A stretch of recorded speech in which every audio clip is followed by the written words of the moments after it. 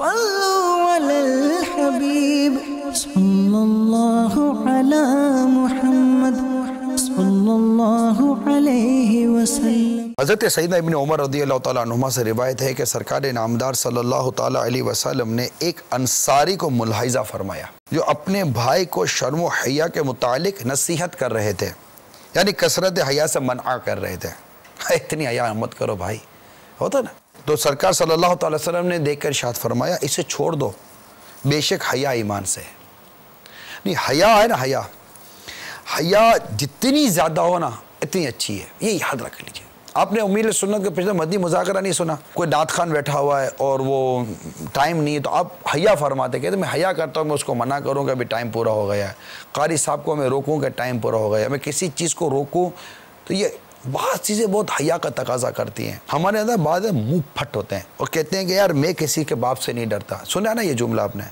یار آپ کا ڈرنا نہ ڈرنا یہاں موضوع نہیں ہے، موضوع یہ ہے کہ حیا کا بھی کوئی تقاضا ہے یا نہیں ہے، کوئی چھوٹے سے بات کیسے کرنی ہے اس کا کوئی تقاضا ہے۔ اب بیٹا بیٹھا ہوا ہے، بیٹا باپ سے کیا منہ پھٹ ہو جائے گا؟ اب منہ پھٹ کیسے ہوگا؟ مطلب جو منہ میں بول دے گا، دیکھنا نہیں ہے کہ میں کس سے کیا بات کر رہا ہوں۔ یہ میرے والد ہیں، یہ میری والدہ ہے، یہ میرے گھر کے سرپرست ہیں، میرے دادا ہیں، میرے دادی ہیں، میرے نانا ہیں، میری نانی ہیں، میری خالہ ہے، میری پھوپھی ہے، میرے ماموں ہیں، میرے چچا ہیں۔ کیا ان سے بات کرنے کا کوئی حیا کا تقاضا ہوگا یا نہیں ہوگا؟ کہ یوں ہاتھ اچھال کر اور چیخ و پکار کر کے اور دھم دھماٹی کے ساتھ آپ مطلب کہ کوئی ڈسکشن کریں گے، یہ ویسے بھی آؤٹ آف مینرز ہیں۔ اور حیا کا تقاضا بھی یہی ہے کہ باروں سے بات کرتے ہوئے انتہائی مؤدبانہ، بڑے ادب کے ساتھ، بڑے احترام کے ساتھ بات کرنی چاہیے، یہ حیا کا تقاضا ہے۔ ایک موقع پر اللہ کے پیارے حبیب صلی اللہ تعالیٰ علیہ وآلہ وسلم نے ارشاد فرمایا مومن کی مثال اس درخت کی سی ہے جس کے پتے نہیں گرتے۔ بتاؤ وہ کون سا درخت ہے؟ حاضرین مختلف درختوں کے نام عرض کرنے لگے۔ حضرت سیدنا عبداللہ بن عمر رضی اللہ تعالیٰ عنہما بہت ذہین تھے، فرماتے میرے ذہن میں آ گیا کہ کھجور کا درخت ہے، لیکن ادباً میں نے بتانے سے حیا محسوس کی۔ دیکھیے پھر حاضرین نے عرض کی یا رسول اللہ صلی اللہ تعالیٰ وسلم آپ ہی ارشاد فرمائیے۔ تو سرکار صلی اللہ تعالیٰ علیہ وسلم نے ارشاد فرمایا وہ کھجور کا درخت ہے۔ یہ ہے حیا، ادب کی اعلیٰ ترین مثال۔ یعنی جب بھی کسی بزرگ کی خدمت میں حاضر ہو تو ذہن یہی ہونا چاہیے کہ اپنی سنائے چلے جانے کے بجائے ان کے ارشادات سنیں۔ تو یہ ہمارے یہاں تو حیا کا عجیب اور غریب نظام ہے نا، حیا بس حیا کیا کیسے اس کے متعلق کوئی غور و خوض کرنے کے لیے تیار نہیں ہے۔ حضرت عبداللہ ابن مسعود رضی اللہ تعالیٰ عنہما سے مروی ہے، پیارے آقا مکی مدنی مصطفیٰ صلی اللہ تعالیٰ علیہ وسلم نے صحابہ کرام علیہ رضوان سے فرمایا کہ اللہ سے حیا کرو جیسا حیا کرنے کا حق ہے۔ سیدنا عبداللہ ابن مسعود رضی اللہ تعالیٰ عنہما فرماتے ہیں ہم نے عرض کیا ہم اللہ عز و جل سے حیا کرتے ہیں اور سب خوبیاں اللہ عز و جل کے لیے ہیں۔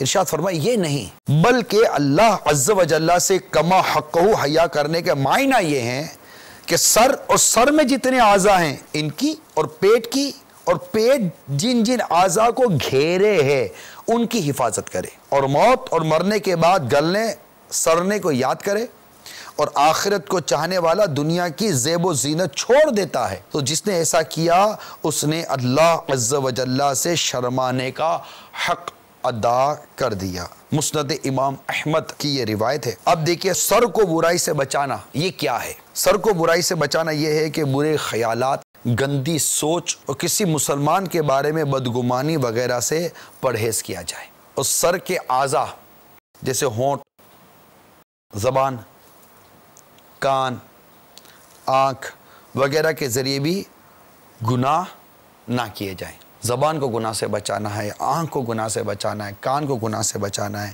ہائے ہائے ہائے ہائے، زبان کو برائی سے بچاتے ہوئے بد زبانی اور بے حیائی کی باتوں سے ہر وقت پرہیز کرنی چاہیے۔ یہ زبان کی حفاظت ہے کہ سرکار صلی اللہ تعالی وسلم نے ارشاد فرمایا اس شخص پر جنت حرام ہے جو فحش گوئی یعنی بے حیائی کی بات سے کام لیتا ہے۔ کیوں ایسی جگہ پر ہم اٹھتے ہیں، کیوں ایسی جگہ آتے جاتے ہیں جہاں ایسا ماحول ہوتا ہے؟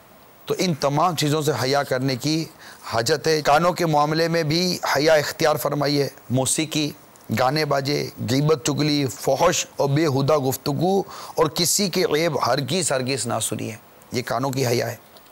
آنکھوں کی حیا، کہ اپنی آنکھوں کو بدنگاہی سے بچائیے۔ اللہ تعالیٰ نے اور اس کے پیارے رسول صلی اللہ تعالیٰ علیہ وسلم نے جس چیز کو دیکھنے سے منع فرمایا وہ نہ دیکھے، ان سے بچانا بے حد ضروری ہے۔ حضرت سیدنا سلمان فارسی نے فرمایا میں مروں پھر زندہ ہوں، پھر مروں پھر زندہ ہوں، پھر مروں پھر زندہ ہوں، تب بھی میرے نزدیک اس سے بہتر ہے کہ میں کسی کے ستر یعنی شرمگاہ کو دیکھوں یا کوئی میرے ستر کو دیکھے۔